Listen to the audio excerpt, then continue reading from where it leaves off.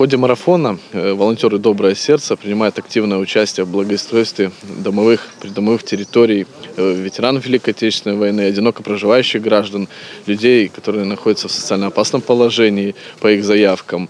Также учащиеся колледжа сферы обслуживания на безвозмездной основе, тоже волонтеры выезжают на место, по месту проживания ветеранов, одиноко проживающих граждан и совершенно бесплатно именно проводят стрижки, подстригают. Памыць вокны, прывесці ў парадак двор пасля зімы, перакапаць агарод. На гэта ў Алексея Пятровича, інваліда другой групы, спатрэбілася б некалькі дзён.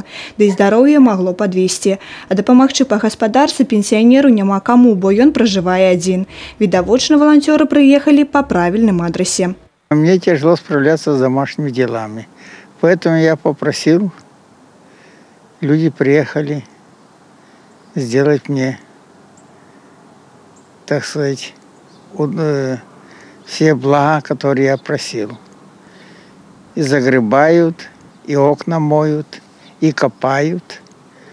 Спасибо большое волонтерам и руководителям, что они учли мой возраст. БРСМ помогает пожилым людям. Мы сюда приехали, чтобы помочь дедушке. Он уже в пожилом возрасте.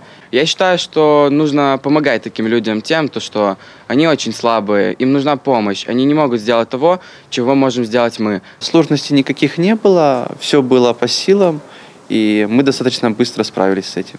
Волонтеры не толькі дапамагаюць з уборкай пажылым людзям і ветэранам, але і добраўпарадкоўваюць горад. Уборка тэрыторыі кобрынскага умацавання – наступны пункт прызначэння.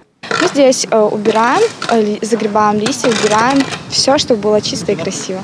У гонар-40-годдзя Ленінскага района прыемная навіна. 7 красавіка для ўсіх уладальнікаў новага білета БРСМ праезд на атракцыёнах у гарадскім парку 1 мая бясплатны. Сегодня в социальной сети, в группе ВКонтакте БРСМ Ленинского района будет перечень тех объектов, где ребята могут в городском парке принять участие. Кристина Протасовицкая, Роман Филютич, телерадиокомпания «Брест».